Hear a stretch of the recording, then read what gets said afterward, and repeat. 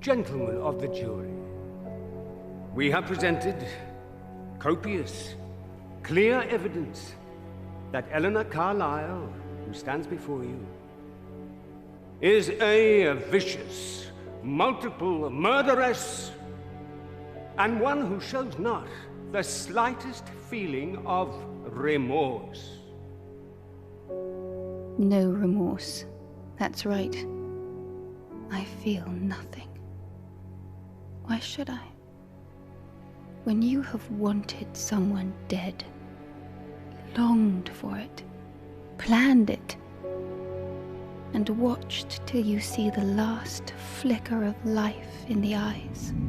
We ask you now to contemplate the full horror of the second cold-blooded murder, wickedly planned and executed on a hot afternoon at Hunterbury. The deadly salmon paste, so thickly spread. He's trying to see just exactly why I did it. What I felt. All of it seems so inevitable now. As if it began years and years ago, and yet it was only last summer. The beginning that seemed happy.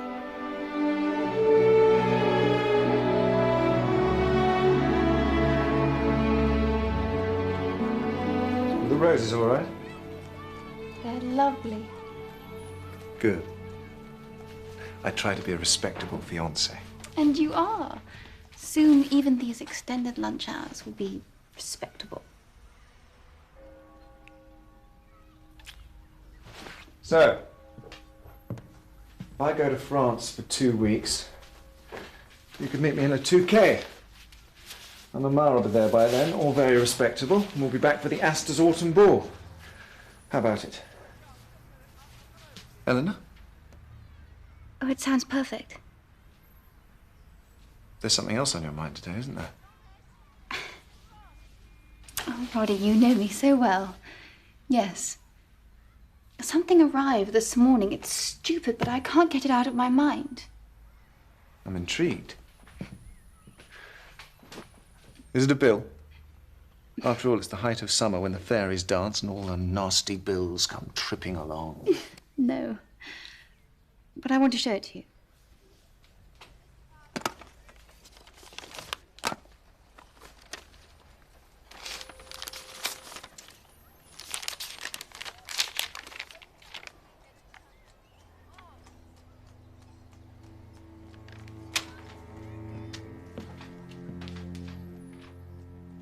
Warn you.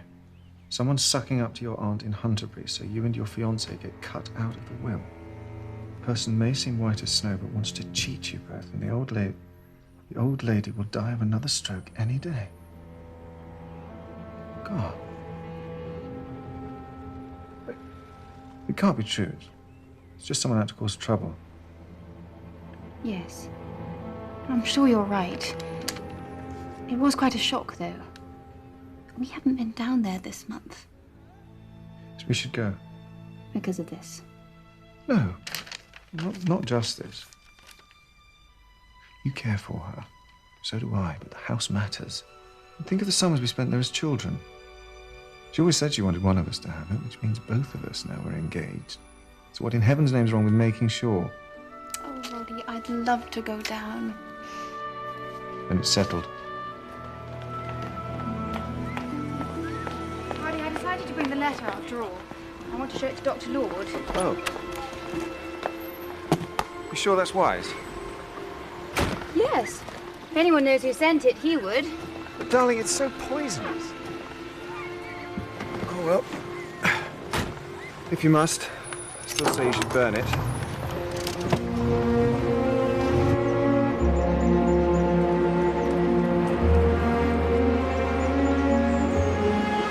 I'd like. Sometimes when we're married and living here together, we'll send all the servants away and do just exactly what we want. Oh, yes? And what about your meals? We'll eat with our fingers by the fire. Yes. We won't allow anyone to disturb us. Just you and me and the wind in the trees.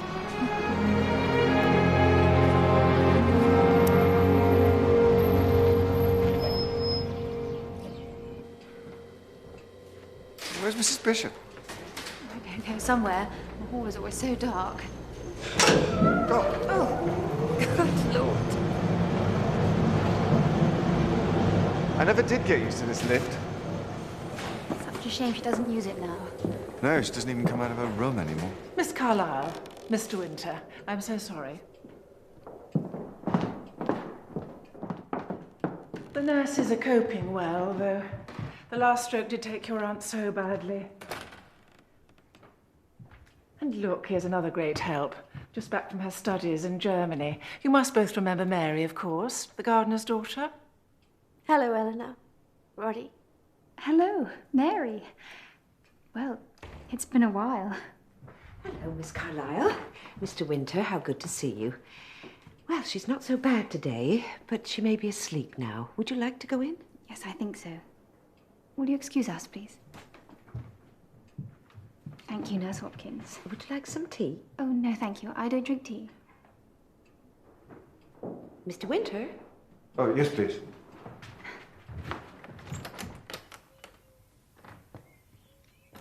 Eleanor. Aunt Laura. I thought you were sleeping. Oh, no. Lying here like a captive, as usual. Come away, death, and in sad Cypress let me be laid. Morbid as ever. It gets me through. Roddy, how lovely. You know, I am so pleased you are engaged. And I know your parents would have been too. About time, I thought. It's wonderful to see you, Aunt Laura. You look fine. No, I don't. Now, Roddy, I'm quite sure you need some refreshment. And I want to have a little talk with your bride-to-be. Fine. I'll look in on you later.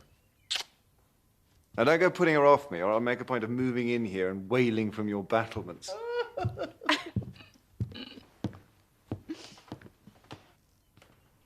Did you see Mary? Yes. I was astonished. When did she get back? Oh, a few weeks ago. I'm sure I told you. Isn't she beautiful? I am so glad she has come back from Germany, Eleanor. She has been very good to me. And I'm so pleased you and Roddy are together. You do care for him? Of course I do. Enough, and not too much. What? Oh, it's just something we used to say. How you should never care too much for a man. Aunt Laura, tell me something, honestly. Do you think love is ever a happy thing? Oh, Eleanor. Perhaps it always brings more sorrow than joy. But who could do without it? Anyone who has never really loved hasn't lived. And now Miss Carlyle's here with her fiancé. Miss Carlyle is still in with her now. Miss Carlyle, the niece? Is that right? Never was that sure about her, to be honest. No? Tries too hard. Well, they're calling them kissing cousins in the Tatler, but she's lucky to have caught him, and she knows it. Behind the eyes, she's nervous as a kitten. I remember I was dripping with sweat. I could hardly hold on. But you did. You got right to the top, didn't you? I think you must have lost your grip. I couldn't help it. My hands were slipping with the perspiration. And then you fell at my feet laughing.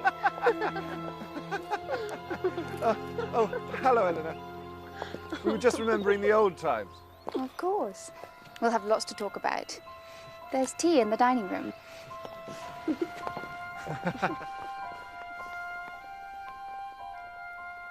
Now look here, Doctor. I've said this before. In any civilized country, I'd just say I wanted to end it all, and you would finish me off with some nice, painless drug. Well, I'm not sure I wish to be hanged just yet. But now you're doing so well. Leave me all your money. I might reconsider if you like. More humbug. And who were you looking at? Your niece. Elinor? Oh, that reminds me. She wants to see you before you go. So, what do you think of her, eh? She's very impressive. Yes, very impressive. Yes, she is. You know, you ought to get married, Doctor.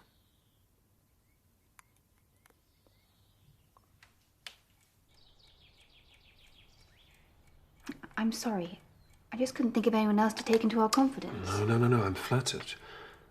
But you're right, this is a horrible thing.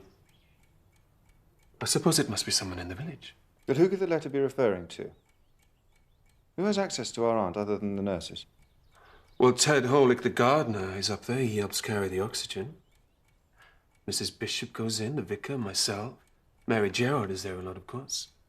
Nurse O'Brien lives in, and now, of course, Nurse Hopkins comes in every day, too. I suppose Mary is the newest here. Could somebody be jealous of her? Does she have a suitor? I don't think so. Though Ted Holick always did have a soft spot for her. It's probably nothing to do with her. I'm sorry. Somehow a thing like this just plays on your nerves. Just the idea of someone spying and trying to cause bad feeling. Yes, it's probably best forgotten. You have been kind, but it's idiotic of me to ask you to play detective. Shall we just burn it? No. Nobody need play detective. I know a real one. His name is Poirot. He's staying here a few days preparing evidence for a trial in Manbury. He's horribly bored. And I'm sure would leap at the chance of some diversion. He has some peculiarities, like his endless herbal teas. He's charming, and very, very discreet.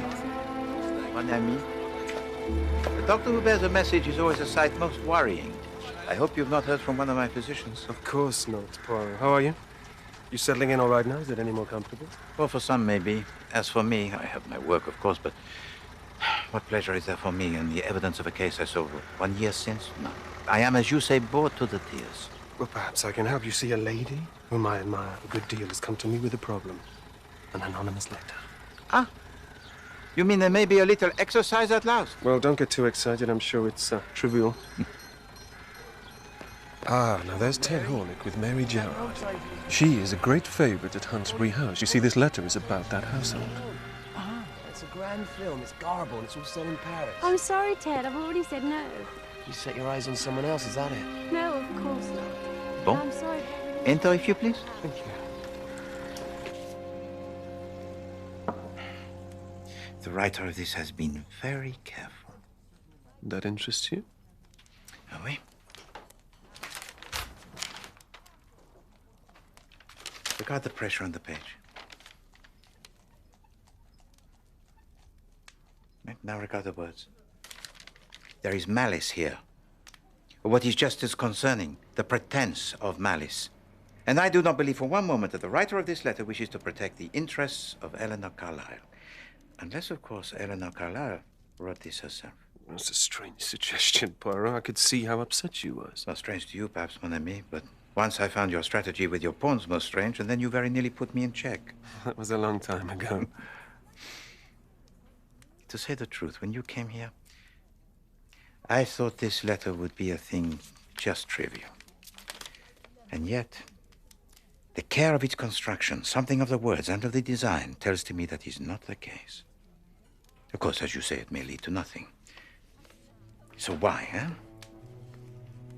Why do I sense the outlook may be dark? Miss Carlyle? Mrs. Bishop? Have you seen Mr. Winter? No, but I don't think he's upstairs. The garden, maybe? Oh, yes, of course. Thank you. He's nice enough, Mary dear. I'm sure you can do better. Yes, with your education especially. Now, do let us see what your aunt sent. Oh, I'm so sorry. I was looking for Mr. Winter.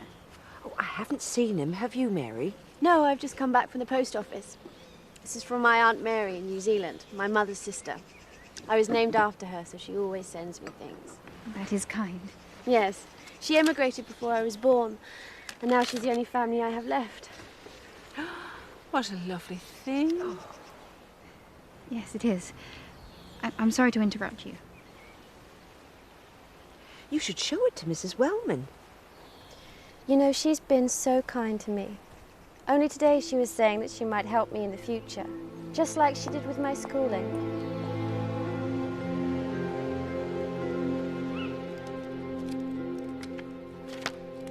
Well, I suppose I'll look in on Aunt Laura before I go to bed. Of course. I'll sit here a little, and I could always come and tuck you in. Perhaps not tonight. Mrs. Bishop may be doing her rounds. Oh. There's time enough. All right. I'll let you rest tonight. So, how did you like meeting Mary again? What? Oh, yes, she's a sweet girl.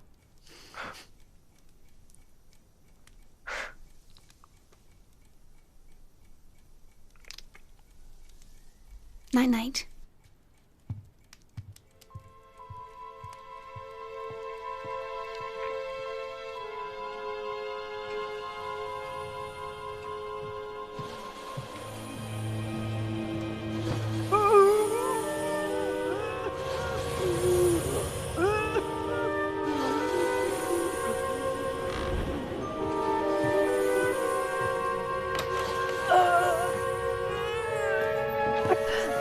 What are you doing?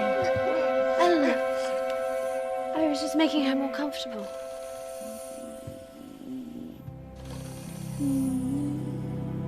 Oh, yes, of course. Good night. Good night.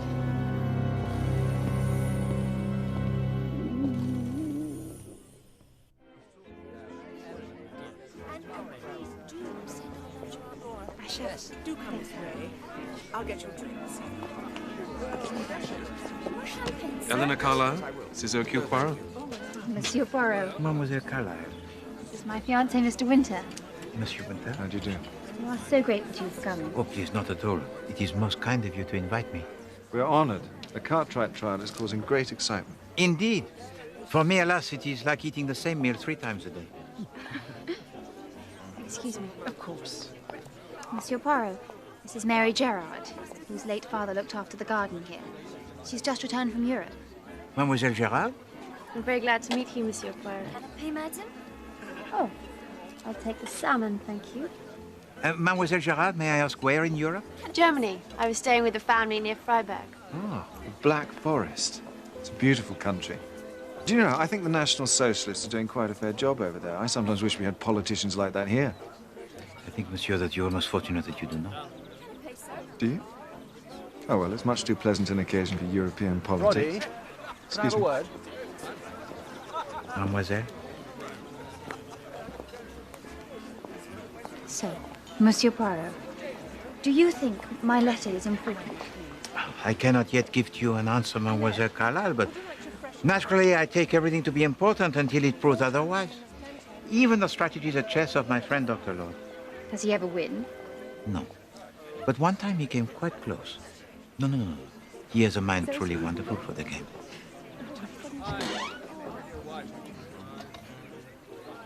That is my aunt, Monsieur Poirot. She's too ill to join us, I'm afraid. I realize it is much too soon to say who may have written the letter, but I know Dr. Lord has told you about our household, so do you have any suspicions about who it refers to, this interloper? There is no need for me to suspect, mademoiselle. The writer has made it quite obvious. How? Alors, the phrase white as snow, it is most odd, yes? But certainly it is used deliberately. So tell to me, mademoiselle, who was it that had the little lamb whose fleece was white as snow? Mary. Right.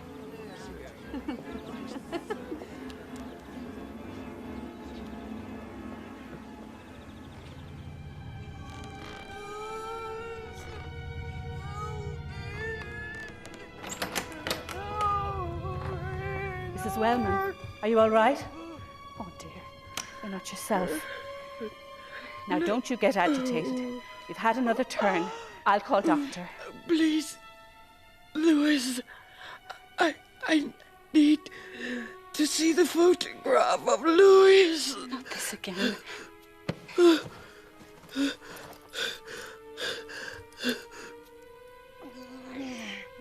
Please, I can't open your private things. I must get the doctor.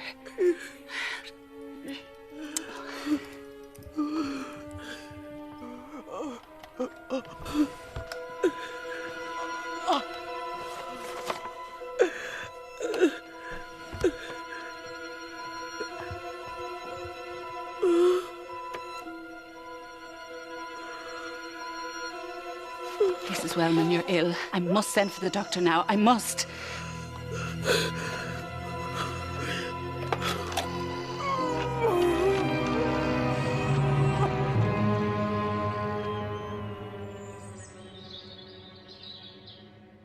It's all right, keep calm. Don't excite yourself.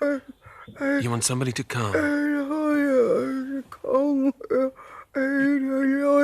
Your lawyer. You want your lawyer to come? Provision?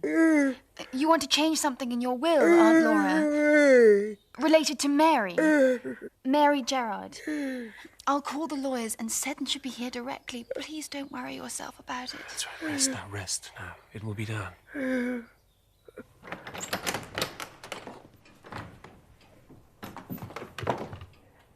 May I go in? Oh, yes, of course. The doctor is there.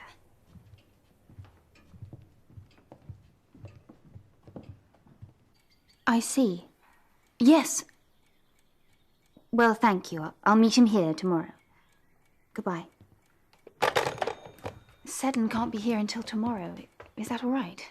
Yes, I think so. She's had another stroke, but I'm sure she has a little time yet.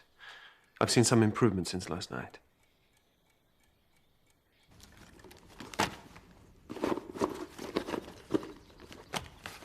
Have you lost something, dear? It's that sarcoma in the village, Eliza Ryken. I was sure I put her tube of morphine in here for tomorrow, but somehow it's gone. Oh, the only place I've put my bag down was out there in the corridor. Oh, why don't you look again, dear? Nobody here would take it. No, it's gone. And now your work is done, I thought you'd be singing, Clara. Oh, I am content to return to London, mon ami, but I do not like the unfinished business. Oh, the letter? Wait. Well, perhaps you wanted it to be more than it was. I promise you. They have other things to think about now. Yes? Ordinary things. Even so, I returned this letter with reluctance, and only because it is not my property. Ask them to keep it safe, if you please, and keep me informed of any developments. Well, I'm sure there'll be none. Of course. Oh.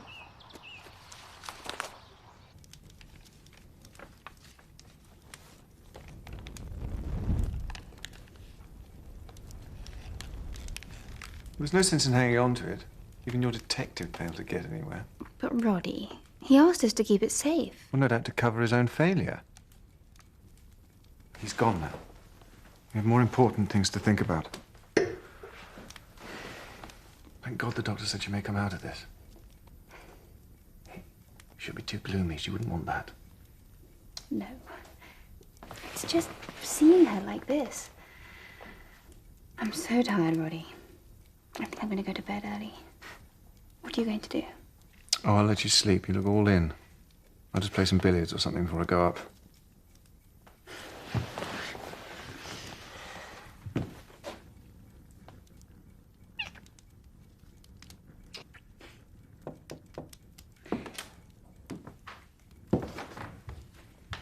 Eleanor, Nurse Hopkins is happy to stay tonight and take over from Nurse O'Brien, but she would like a word. Oh, thank you, Mary. Are you off home now, or...? Well, I'd really like to stay. Of course. If you want to stay close by, you can use the room at the end. My aunt would like that. Thank you. Good night.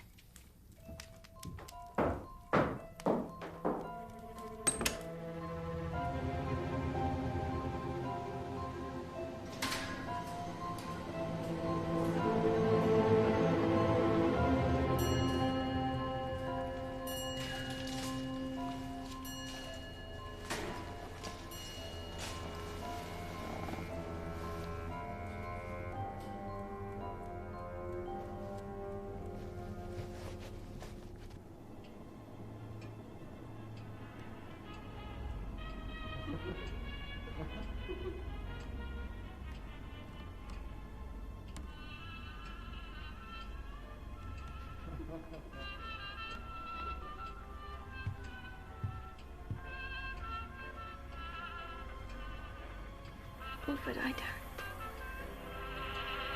don't know.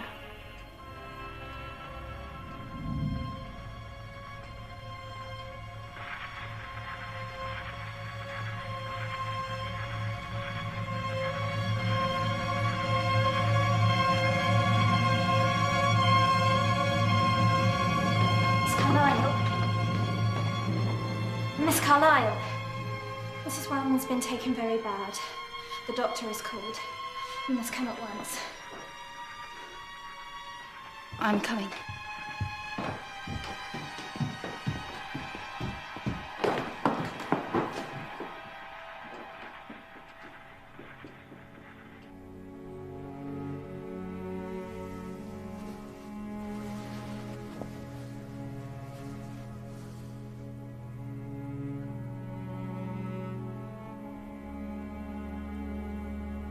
Sorry. Would it have been painful? No, absolutely not. Sometimes you have a sudden relapse like that. It's very quick. And in its way, it's a mercy. You must take all the consolation you can from that.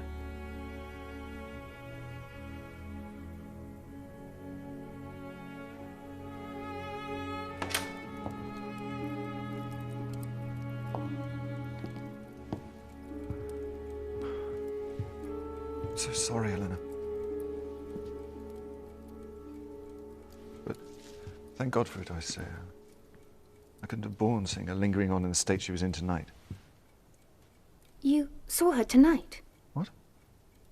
Oh, yes. I left the cards and looked in briefly while the nurse was getting tea. She was lying there, breathing so hard. I hated seeing her like that. It's probably why I felt so strange all evening. I know I wasn't really myself. No?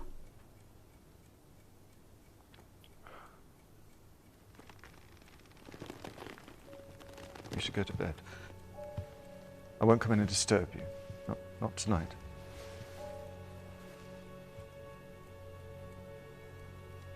Good night, Roddy.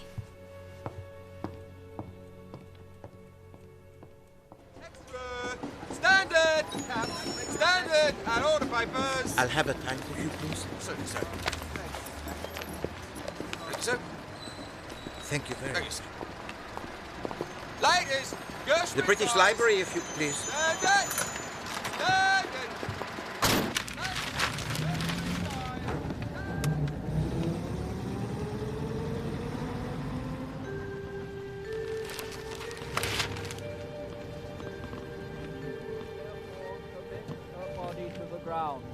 Earth to earth, ashes to ashes, dust to dust, in the sure and certain hope of the resurrection to eternal life. Amen.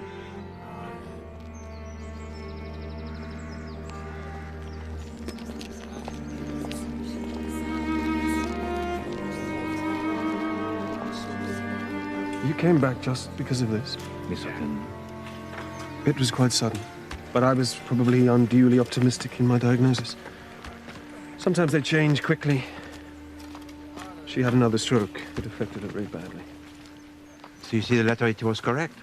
It said that she would die after another stroke. Well, yes, that's true, but given the severity of the first stroke, it's hardly remarkable. Poirot, I think you may be overreacting. There was no murder. Please to be honest with me. In your profession as a doctor, this is your true opinion? Yes, it is. And I have to ask you to honor it as a friend. So you give to me no choice? I don't want to see people upset. When will you go back? I'm not going back. I intend to stay a little. And perhaps we can play some chess.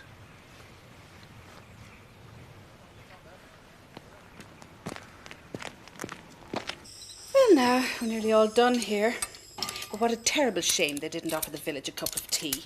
It's just not the same without it.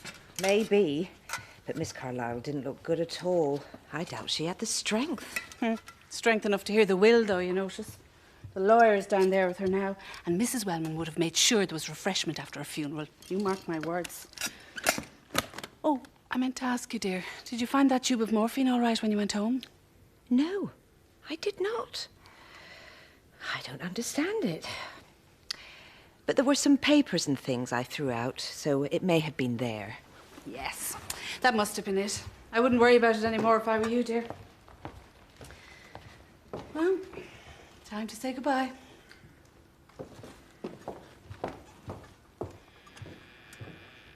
Again, I'm very sorry for what happened, Miss Carlyle, Mr. Winter. I count it a great pity she didn't summon me earlier. Mr. Seddon, it's perfectly obvious she wanted to alter her will. I mean, that's clear to everyone. She mentioned Mary, and she wanted to change it. Miss Carlyle, I can assure you of one thing. You are wrong in that assumption. There could be no change as such. You see, your aunt made no will. What? But that's extraordinary. Not, I fear, as extraordinary as you might think, Mr. Winter. People are often superstitious. They think if they make a will, it means they'll die, so they put it off. Didn't you reason with her? Frequently, and she said all the usual things, that she didn't intend to die just yet. It's just human nature, I'm afraid. People will go on avoiding a thing in their personal life which is distasteful to them. So the upshot is very simple. Since your aunt died with no bequests, no will, no settlements or trusts, everything, including this house, goes to her next of kin, which of course is you, her niece, Elinor Karlaj. Everything? Well, apart from death duties, the estate will still be substantial. No, Elinor, you should have it all. I don't want you to think otherwise. It's your right. But Roddy, we said it didn't matter who was left the money since we were to be married, do you remember? Yes. But are we? I thought that was the idea. Of course, if you've got other plans now... Roddy, can't you be honest? Sorry, I don't know what's happened to me. I do. It's Mary, isn't it? I saw you. God, something happened when I first arrived here, when we were in the garden. I don't know what. Isn't it obvious? Every time you look at her, I see it in your face. I didn't want to feel like this. I was quite happy. It's upset, all decent, reasonable things. Love isn't reasonable.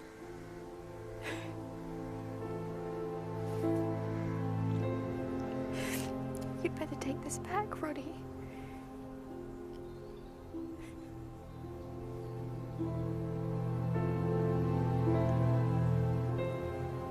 Will she marry you?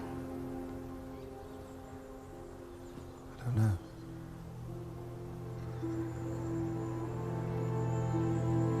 I'll give it time. Take the fortnight in France. Clear your head.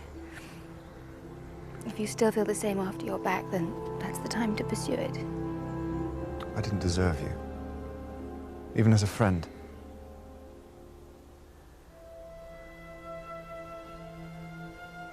Sometimes it's all like a dream. As if I might wake up and find she wasn't there. But she is there.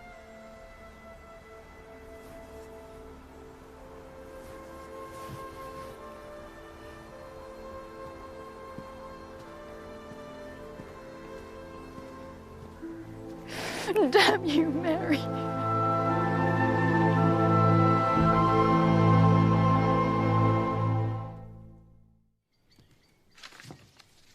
Ah, Mary. Sit down, please. Thank you. So what are your plans now? Do you intend to go away? Not directly. I still have to clear out my parents' things from the lodge house. That'll take me a few days. I've been putting it off ever since I got back. As you know, Mary, my aunt always took a great interest in you. Yes, she was very kind. You will be aware that she made no will. I have thought about that last day a good deal, and it seems to me that if she had lived, she would have wanted to make several legacies. Of course, I made provision for the servants, but you don't quite come into that class. I'm sure she would have wanted to make some contribution for your future. Therefore, I am arranging, as soon as probate is granted, to advance you £7,000. That sum to be yours, to do with absolutely as you please. Thank you. It was quite a surprise that she left no will, but then many people don't. Yes, I only made one myself this year. A will? Oh, Nurse O'Brien thinks everyone should. I have my aunt in New Zealand, so I named her. You've been so kind. It was my aunt's wish. Well, that's all, I think. Thank you.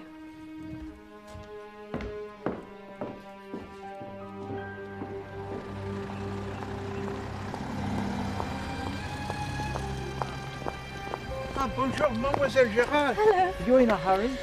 Well, I've just heard some good news and I'm on my way to meet someone. I'm very pleased for you, Mademoiselle. Mademoiselle, is it your intention to remain in the village? Oh, I'm staying here for now. Oh, yes, of course. Pardon, I will not detain you further. Mademoiselle, please be careful as you go. Of course.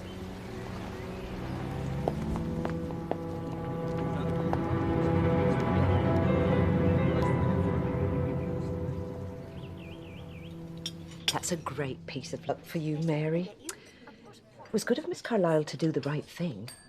She didn't look very pleased about it. Hardly surprising after what happened with you and Mr. Winter now, is it, dear? Nurse, that's hardly our business. Oh, sorry, dear, but the whole village must be talking about it. I didn't lead him on. Ah, but has he made you an offer? The truth is, he's indicated. Oh, well, there you are now.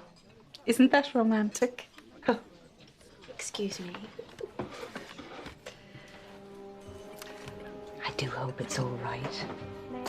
You wonder if it won't hurt her in the end. I know.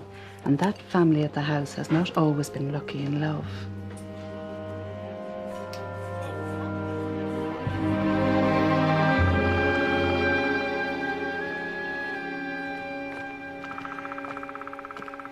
Mademoiselle Carlyle, you permit that I join you? Oh, yes, of course. I wish to speak to you of your anonymous letter. I do not yet know who wrote it. Oh, the letter. Oui. Oh, so much has happened. I've quite forgotten. I'm afraid, Monsieur Poirot, the letter is destroyed. It doesn't matter who sent it now. We'll never know anyway. Mademoiselle Carlyle, it is no matter if the letter is destroyed. It is in here.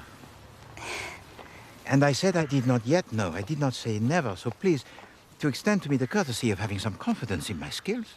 Oh, I'm sorry, Monsieur Poirot. The truth is, I'm a little distracted. I'm sure you've heard that my engagement is ended. I'm sure the whole village is talking about it. Oh, yes, of course. I was very sorry to hear it. If you permit, mademoiselle, I extend to you my utmost sympathy. I can understand the ache of the heart. It is a place very lonely. Thank you. It is certainly hard when the accident of another person's return, of another person's beauty, suddenly destroys your life. But then a man who is swayed by such things is not likely to be constant. Is that not so? No, that is not so. It's only her. Nobody else could have changed him. Nobody. Mary's destroyed everything. And I can't help it, Monsieur Poirot, but I just wish... I wish so much that she was dead.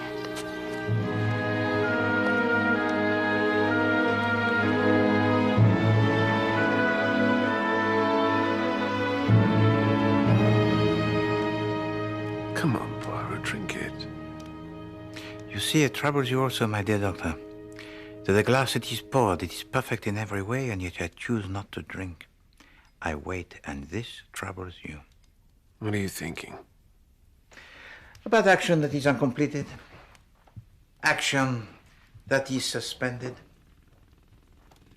Like this. Pouring without drinking, and yet surely once it is poured, it will be drunk, eh? But no.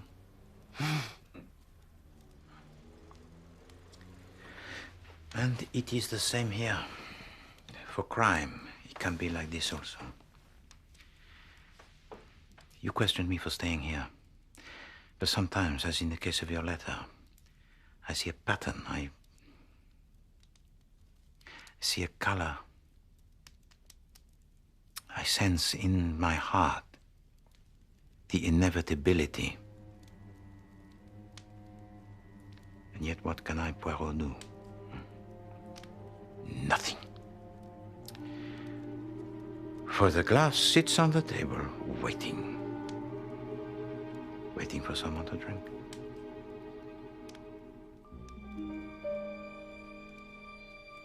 Me? The cook and the maids have taken a week, as you asked them, but I don't require time off. And you shouldn't be alone in the house. It's not right. Mrs. Bishop, I just want to go quietly through my aunt's things. I don't need anyone, you see. I'm almost certainly going to sell. The other servants wondered if that would be the case. Naturally, we had hoped. Yes, I had hoped too.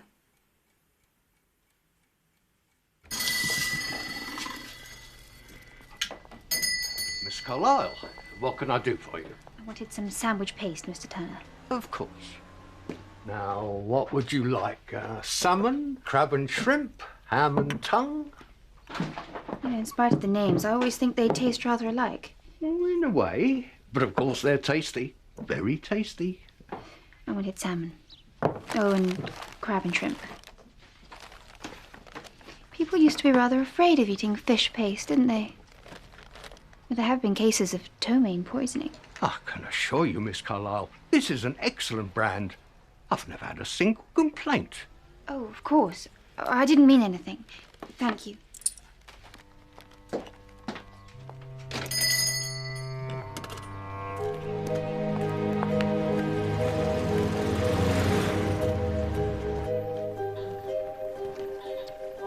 We'd best hurry, Mary. Miss Carlyle is expecting us for lunch. All right, that's the last of the living room cleared. What a tangle. Have you come across any old gardening gloves in there, Mary? Hold on.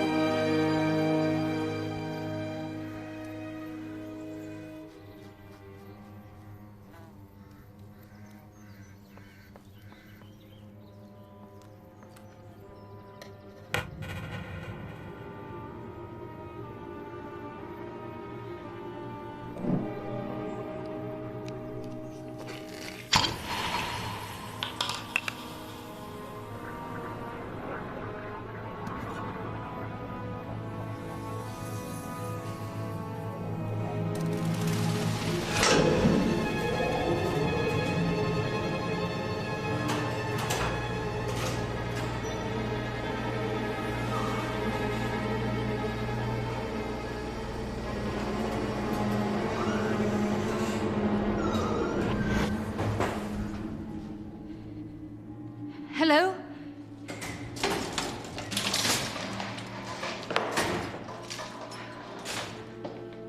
Sorry, did I give you a fright? I was just getting my other apron. Of course. I'm making sandwiches.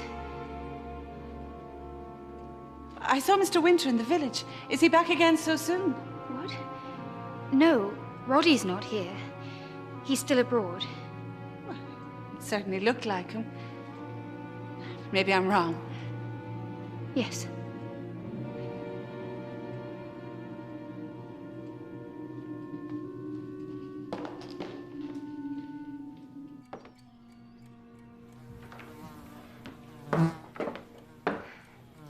I'm sorry, there seem to be rather a lot of flies around. The salmon is for you, Mary. It's nearest. Thank you.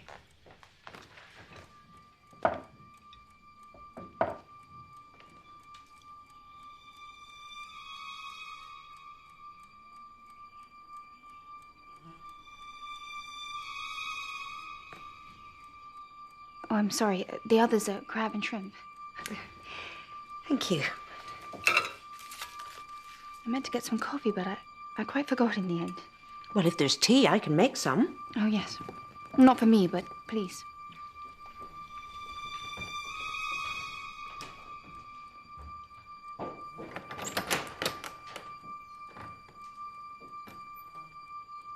Polly put the kettle on.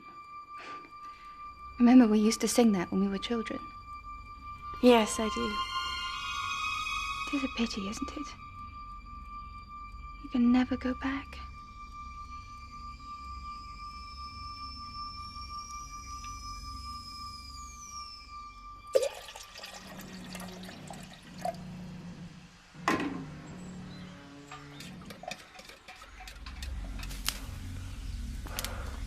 Here we are.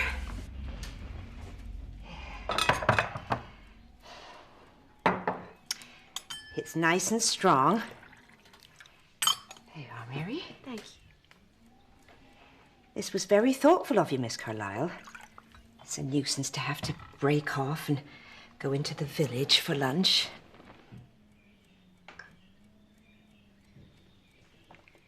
Are you all right, Mary? It's just the sandwich was rather bitter. I hope the paste was all right. Mine was all right. Will you have some more tea? Are you sure you won't have a cup, Miss Carlyle? No, thank you. Then I'll just go and turn off the kettle. I left it on in case we wanted to fill the pot up again.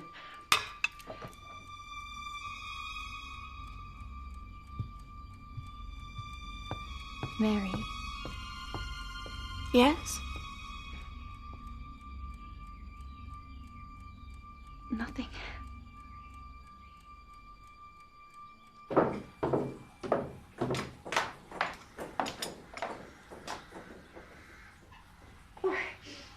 I thought I saw a man outside. Is there someone here? No, only Ted. He wasn't in. Oh, it's quite hot in here. Yes, it faces south. Well, I tidied up the other plates. Let me finish these. Thank you. Did you prick yourself? Oh, no. Oh, it was the rose trellis. It's quite a jungle. I may have to ask Ted to help us. You all right, Miss Carlyle? You're not looking quite the thing. Oh, well, I just want to get all this clearing done. Well, I'll be up when I'm finished down here.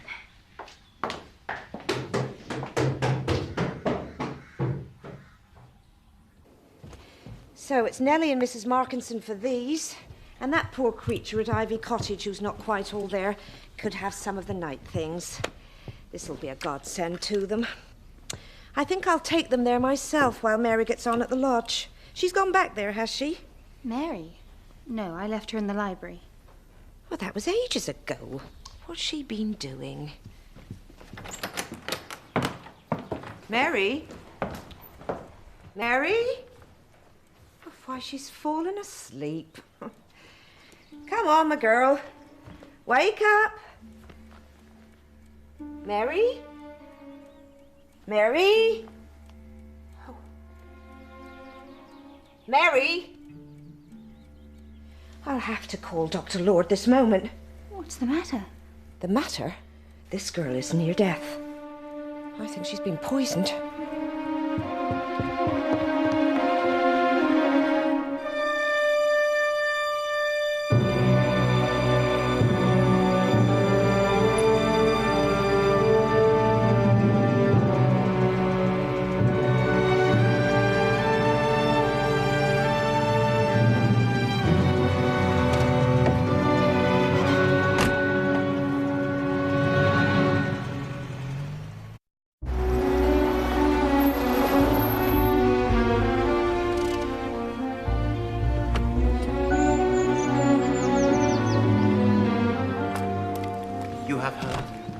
Elinor Karlaj has been charged with murder, yes.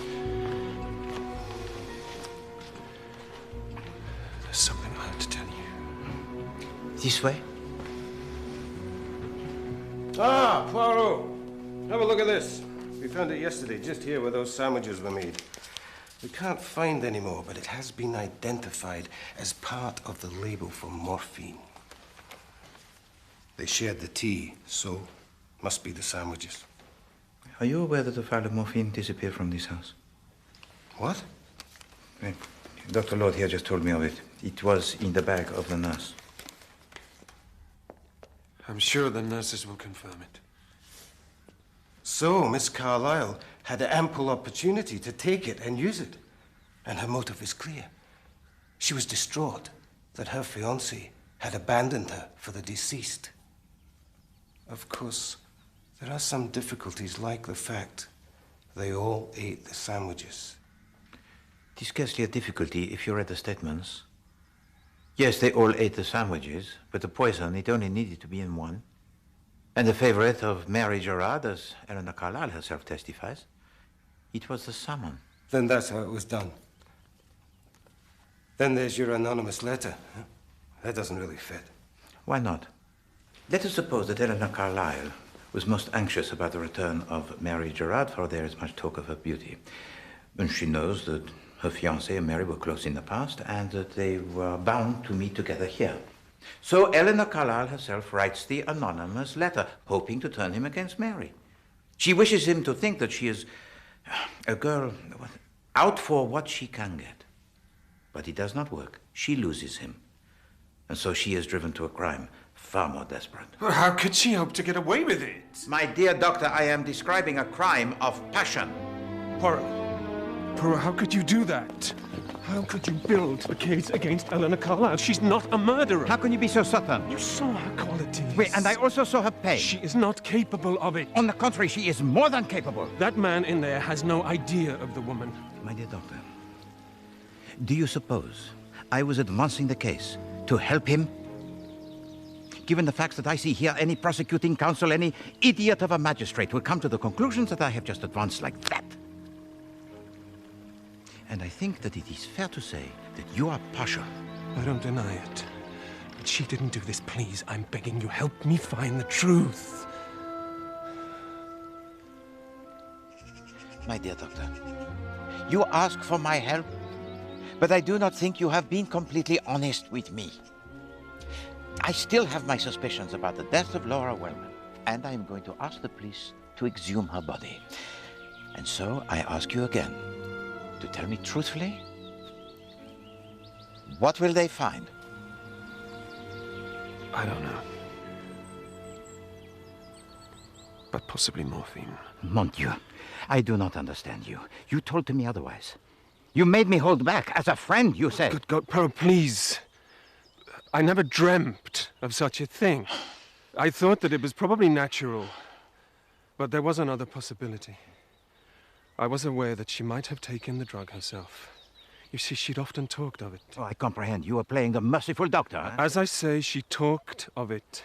Under such circumstances, I didn't wish to cause a scandal by insisting on an autopsy. Oh, therefore, I must insist that you are now completely honest with me. You did not give her the drug at her request. I swear to you I didn't.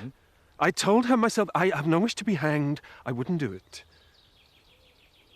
Very well. All the same, I wish you had told me you had the suspicions. Because if you are right, it will be worse now for Elinor Karlaj than even I could have thought. So, you do not wish to talk? I made a statement. I have nothing else to say. Mademoiselle Karlaj, you are aware of how your silence, it will be construed? It is no matter.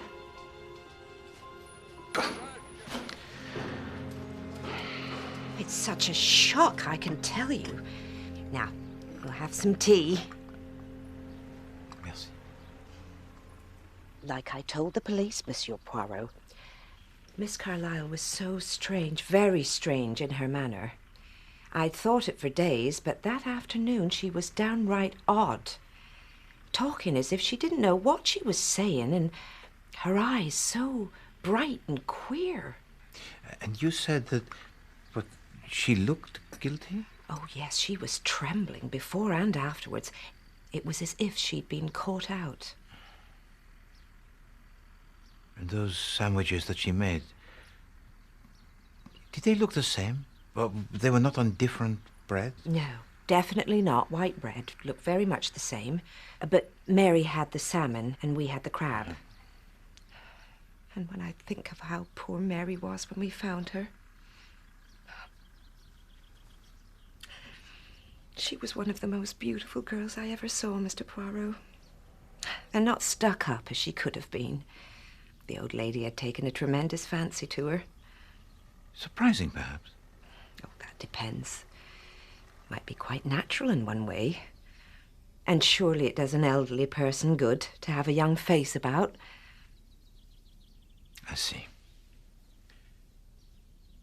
And there's nothing else, huh? Nothing else at all that you can tell to me about Mary Gerard? I don't know of anything.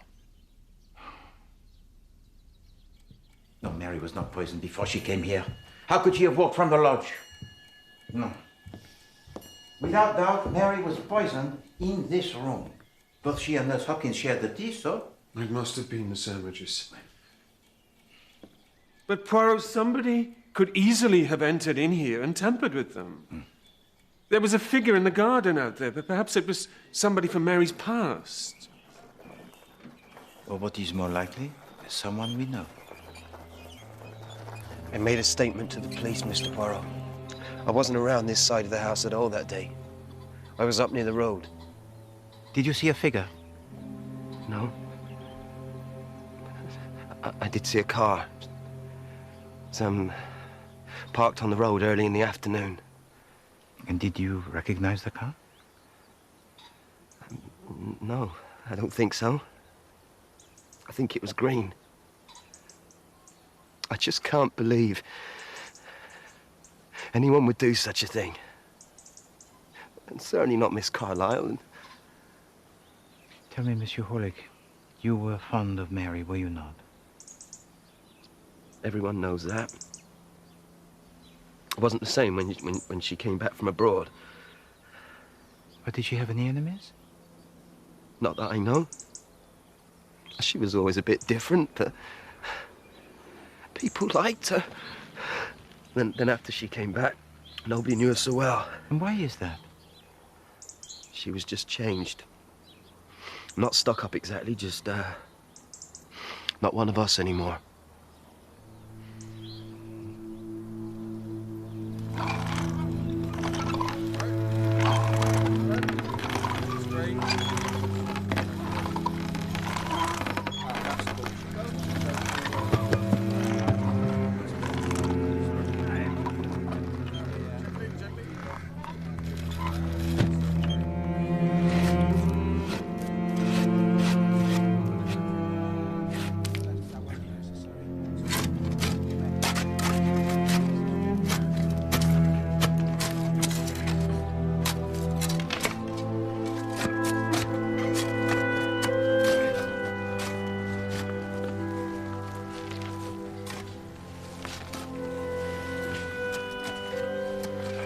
This is for Mary.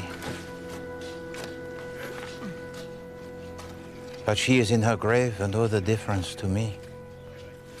Wordsworth, I read him much. This poem expresses perhaps what you feel. Yes. I suppose it's widely known what I feel. If you have to bring it up. Oh, pardon, please, to forgive me, Monsieur Winter.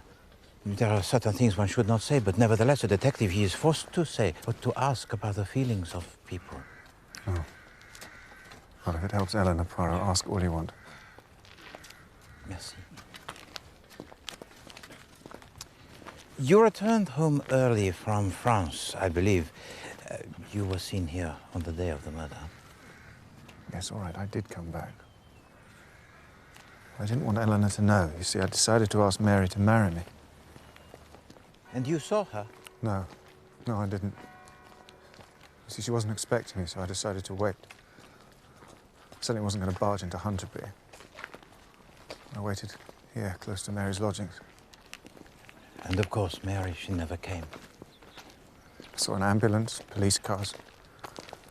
People were talking. I overheard what they said. I couldn't face anyone, so I took a train back into town and waited for news. and I learned she was dead, I felt like... And you do not think Elinor did this? No, of course not. The fact that they dragged Elinor into this makes it even more tragic. So if she escapes the gallows, you will reconsider your engagement? What do you think I am? Of course not. It has ended. But I want her to be all right. She's a very decent person. Better than... Than you? Is that what you were going to say?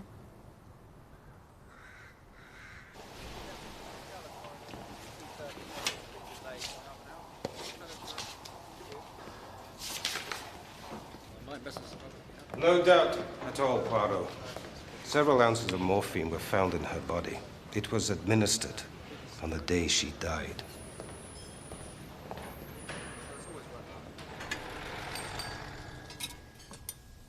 You're very kind, Mr. Poirot. I am happy to answer your questions. Of course, I heard about Mrs. Wellman. And what a terrible thing, too. And you had no suspicions at that time? Not the least in the world. So tell to me, if you please. Did anyone else enter the room of Madame Wellman that night, other than Mademoiselle Karlaj? I never left her side, except when Miss Carlyle came in. Oh, she was so bold and clever, that one. So why would she have wanted to do it? For the money. That's why.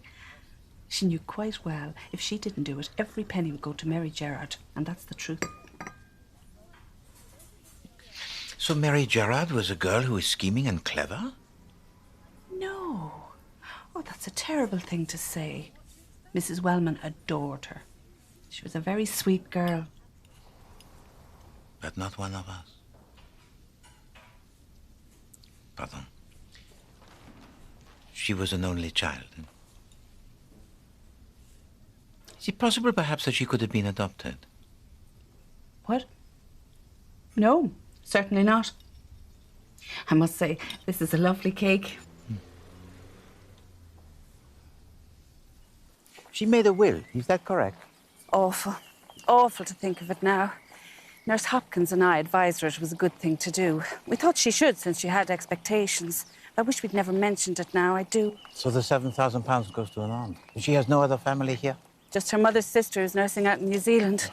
I've written to the old lady, and what a terrible shock it will be, too. So will Miss Carlyle be hanged?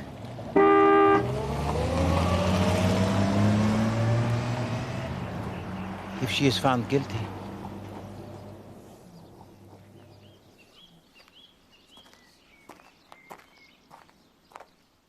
Mrs. Wellman, whose money went to Elinor Karlaj, was murdered by morphine.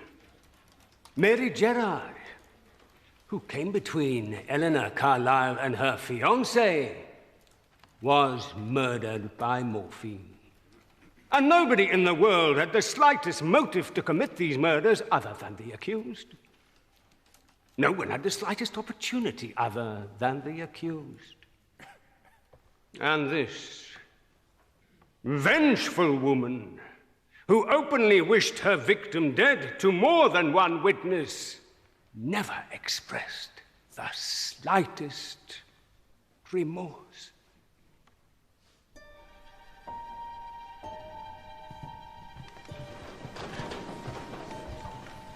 Gentlemen of the jury, what is your verdict?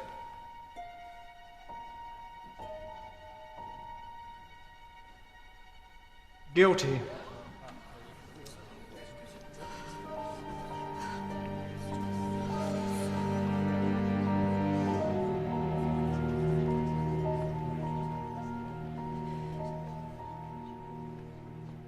Elinor Karlaj, you are sentenced to be taken hence to the prison in which you were last confined, and from there to a place of execution, where you will be hanged from the neck until dead. And may the Lord have mercy upon your soul.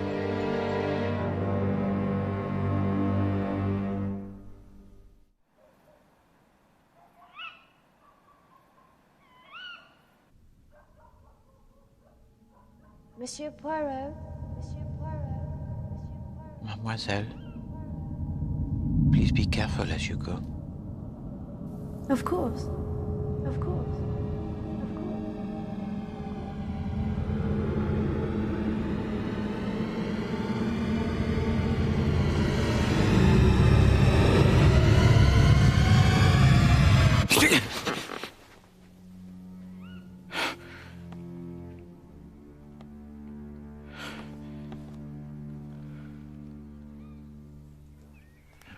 I will admit I have not been sleeping very well. But last night, finally, I sleep. And I dream. I dream of the victim, as she was at first, on the street outside of my hotel. A girl so lovely, the favorite of Madame Wellman, a girl who is liked by everyone, and yet she is still a mystery. And then I wake up. And I recall something. What?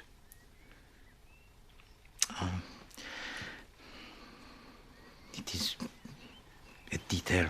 In fact, it is half a detail, 1/20th of a detail. But yes, my friend, it worries me. Something that the nurse Hopkins said concerning Mary. What about her? Yes, what about her? What is behind her?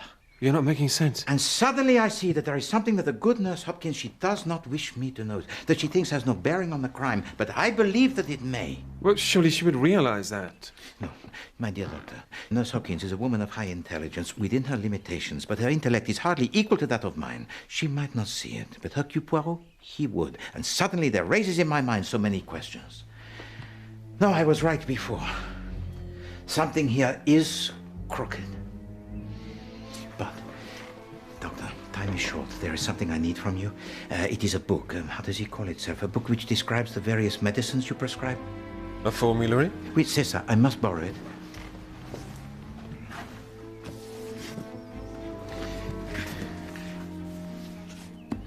Merci.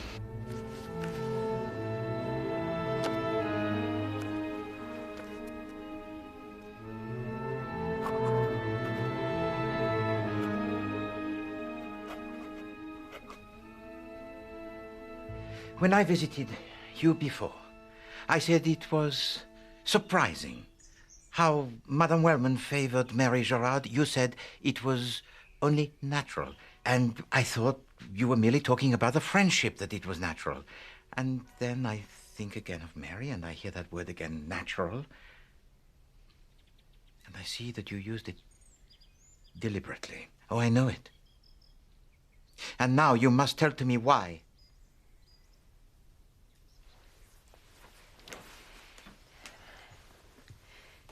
Nurse O'Brien and I had both heard the old lady crying out about something in her past. There was a man called Lewis, but we both knew there was much more to it than that. And then I found this in the lodge after Mary had died.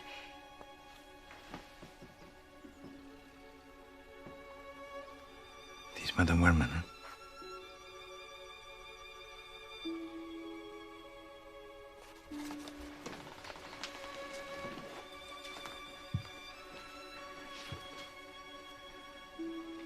And the baby? It's Mary Gerard.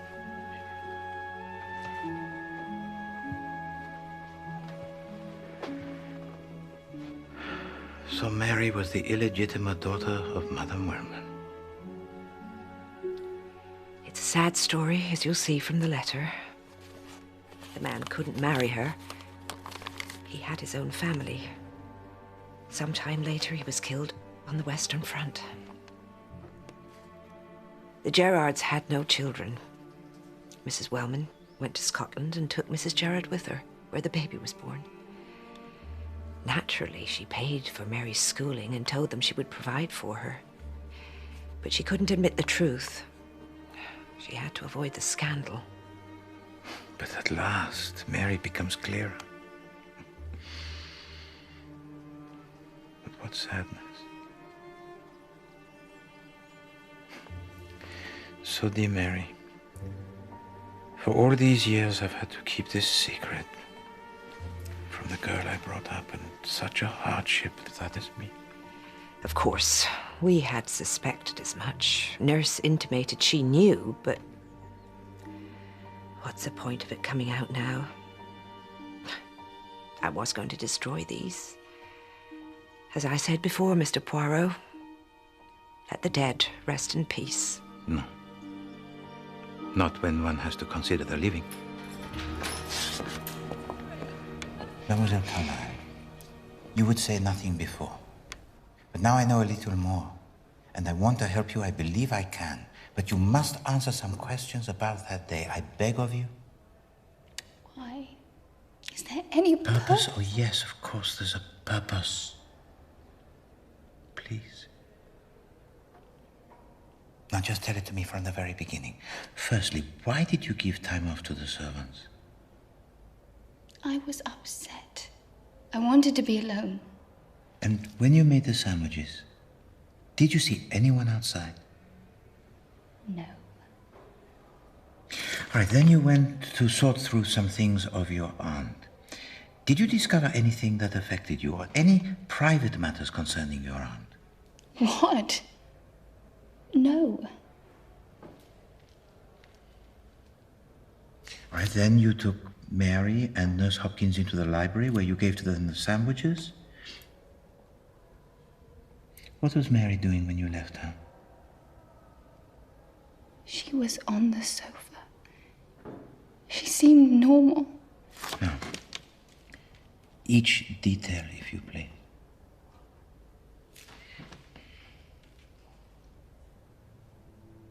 I went down to the pantry.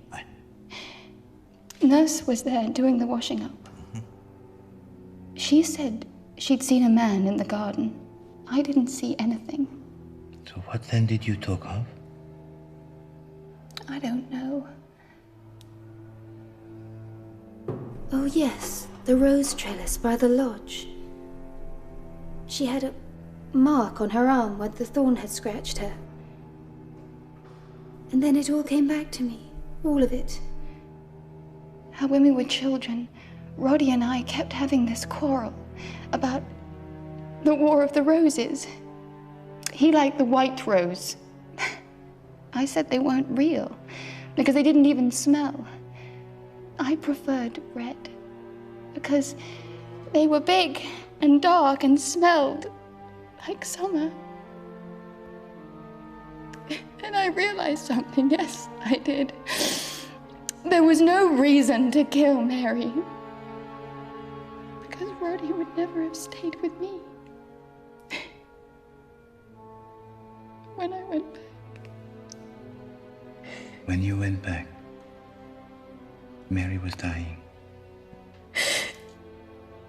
You might as well ask me then, did I intend to kill Mary Gerard? No. No, mademoiselle. Now, please, do forgive me. I have very little time. You have told to me all that I need. And there are some things I still do not wish to know.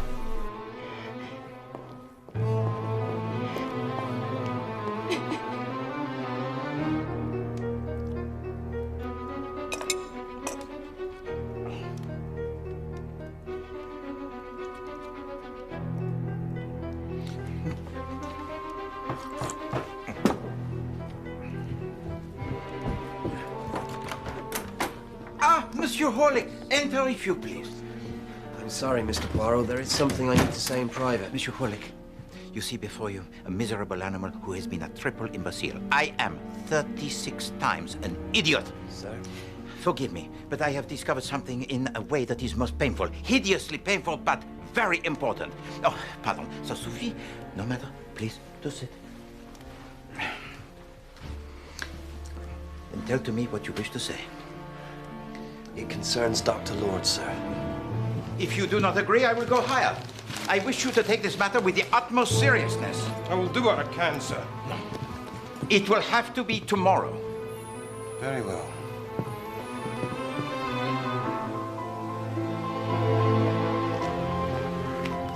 Poirot, you realize we have less than a day and a night. Why did you ask me here? Because I wanted to show you this. The Zafrain Rose. So, isn't that Mr. Winter? What is going on? What did Elinor say? I will tell it to you. She told me of a quarrel a long time ago, and how she and Monsieur Winter were on different sides. And it made it very clear to me, mon ami, how she fell in love a long time ago with a man who could not return her feelings. And so, Doctor, I began to see through all the lies that had been told to me. Who has lied to you? Everyone. Particularly you.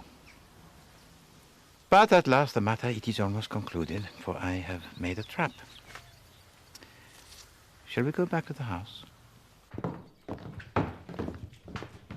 I had the message from the inspector, Poirot, but can you tell me what this is all about? It strikes me as very unpleasant. I never wanted to see this room again. I'm not surprised. What does that mean? Gentlemen, please. I have concluded that nothing in this matter is what it seems. Firstly, we have heard that on the day of the murder, there was seen lurking in the garden a man who was very tall and who resembled you, Monsieur Winter. I told you I never came here. So would you be surprised to learn of the will of Mademoiselle Carlyle? I established it last night, that it leaves everything to you. I swear I had no idea. So perhaps you stood outside and observed her making the sandwiches and thought that they were for her. Alors, if she died, you would be a man very rich. This is outrageous. I told you I never came into the grounds. However, if she was hanged, you would be equally rich. So, let us assume, as did the trial, that the murder, it was successful. It is easy to imagine you or another being aware that Elinor Karlaj intended to invite Mary Gerard here, and also to know that the preference of Mary was for the salmon paste. Now, both of these things, they were well known. Are you including me? I include everyone. Now, this person has the file of morphine, and the chance it comes. And this is what he finds. The sandwiches. One of salmon paste, the other two of shrimp and crab. Alors, our murderer approaches the sandwiches. And at once he observes that the color and the texture are identical. So which one is the salmon paste, huh?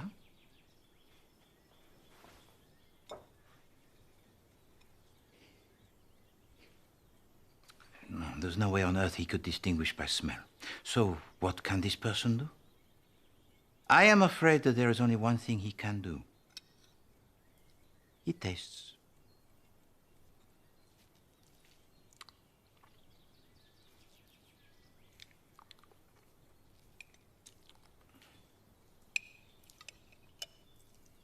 It was bad enough the first time.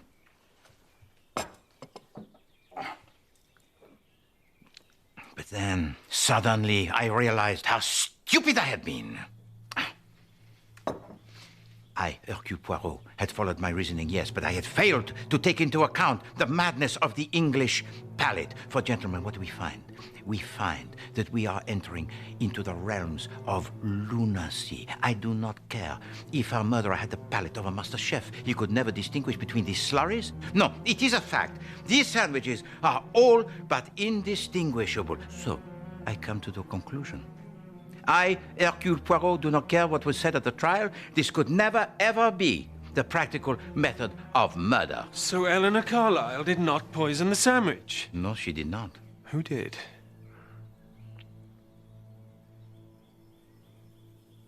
Nobody.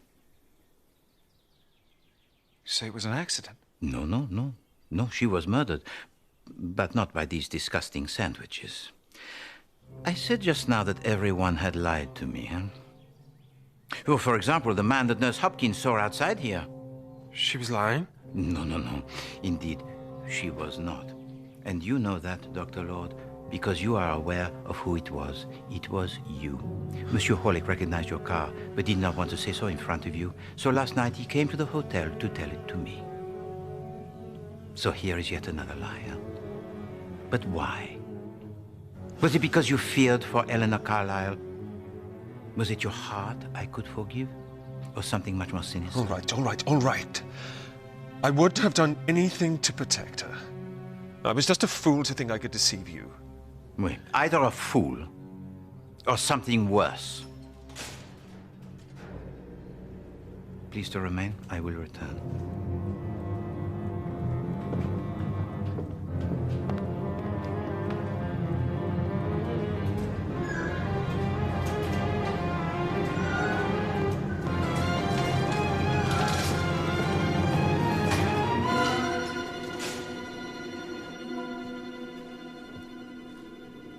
Do you believe in ghosts? No, of course not. I had a message to come here. Oui. As you know, someone entered this room on the last night that Madame Wellman was alive and gave to her the morphine. You told to the court that you never left the side of your patient during that evening except when Mademoiselle Karlaj was present. She was the accused, so no person could challenge you.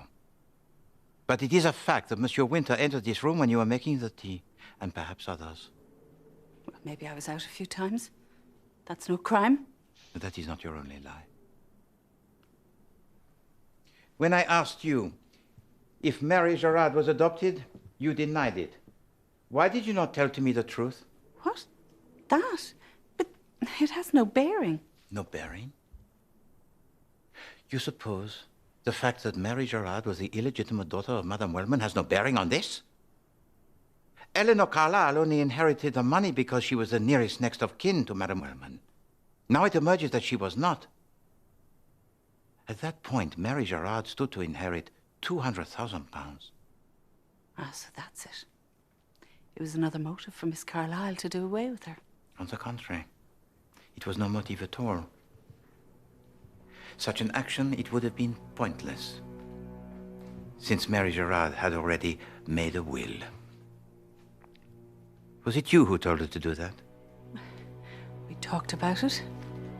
What are you saying, Mr. Poirot? That someone other than Elinor Karlaj benefits from her death. This came to me yesterday.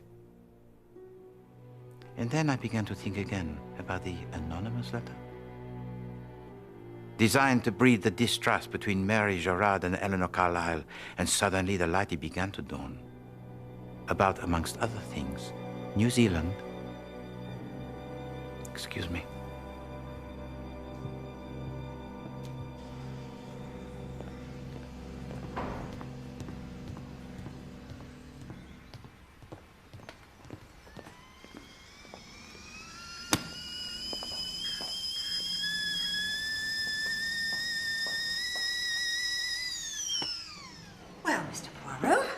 So long as you wanted me here, I thought I'd make us a cup of tea. Oh, thank you. You are most kind. And now perhaps you'll please tell me what this is about? The truth is, Nurse Hopkins, I brought you here to talk to you about this rose. It is a rose on the trellis at the lodge. You were pricked, I believe, by its thorn. Yes. But as you can quite well regard, the saffron rose, it has no thorn. Well, then it was a nail from the trellis. I thought it was a thorn. It's sharp enough, too. Your tea. Merci. Quite so. A mistake.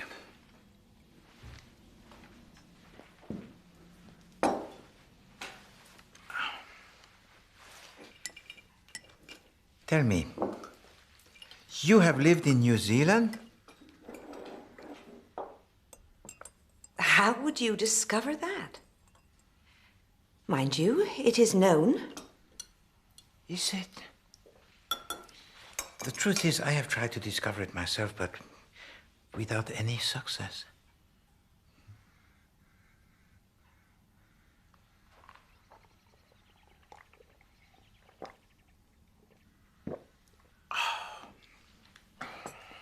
It little matters. But I did have a little more success in discovering your real name. Your first name is Mary, the same as Mary Gerard. And your surname is Riley, the same as her adopted mother. Poor Mary, she never guessed who you really were, did she? And that letter that you showed me, you never discovered it here at the lodge? No, it was a letter you received. You know, at the time I thought that the wording was rather strange. And so, dear Mary, I have had to keep this secret from the girl I brought up. So why would the writer address her daughter directly as Mary and then proceed to talk about her in the third person? Because it was not a mother writing to her daughter at all. No. It was a mother writing to her sister, confessing the secret of the true parentage of her adopted daughter. Oh, yes, it was your letter, sent to you, her aunt in New Zealand. And this planted a temptation which grew. What temptation? The temptation of a big inheritance, and it was for that reason that you came here. You tried to stir up feelings against Mary with your poison pen, the anonymous letter. You killed Madame Wellman, knowing that she had made no will. You even tricked poor Mary into making a will in favor of her kind aunt in New Zealand, encouraged by the postcards and presents which you arranged. Oh, yes, she was named after you. And yet you killed her. Later, you would have released that sad letter, ensuring that the settlement would change. And from a safe distance, claim your money. This is a strange sort of fiction, Mr. Poirot. But so long as you've finished your tea, I'll wash up.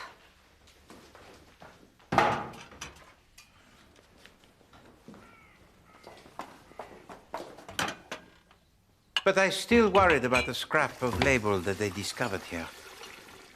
Oh, certainly it said morphine. But there was one bit that did not quite fit, huh? The small M. Why not the capital? And eventually I realized that it was only part of the name of the drug that they discovered. It was incomplete, and not one for morphine at all. And I searched and searched. And at last, I discovered a drug of great interest. Apomorphine. An emetic. Yes, an emetic, Mr. Poirot. Apomorphine makes you vomit. Swallow poison and inject that, and you vomit quite enough to expel the poison. And so it was the tea. You poisoned it. You drank it with Mary. And a little while later, Elinor Karlaj finds you with a prick from the needle in your arm, standing over that basin where you had been so sick. And now I have to do it again. The poison's safely washed up, though luckily I had much less than you. Not morphine this time. Something nastier.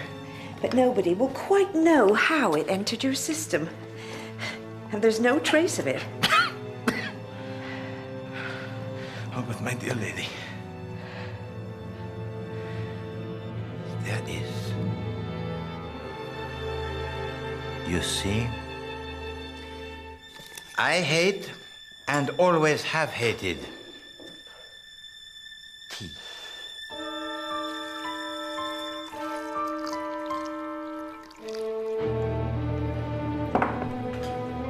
And here is your emetic. I removed it from your bag. Give me that! Come on, lads! Move it! Come on! Damn you! You filthy foreigner! There was no way they could have found out, then! Poirot, come now. We have a car waiting. We need to hurry. There's no time to waste. And Dr. Lord also, if you please. I think you will be needed. Monsieur Winter?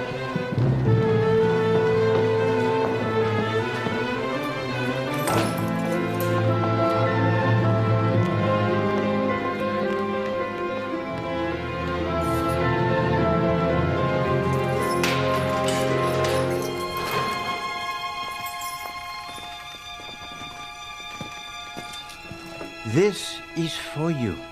It is from the lodge, and it saved your life. You have been acquitted. You are free to go. But... Now, there is someone outside who will explain to you everything, amongst other things, who it was who wrote to you your letter. And it is to him that you should give the thanks.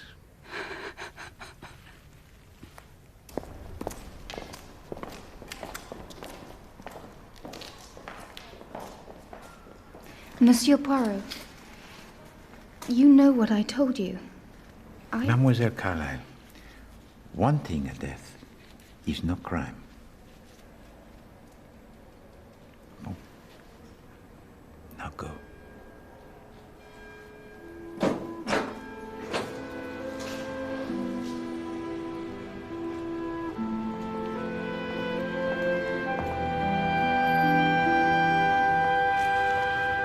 May I take you home? Yes.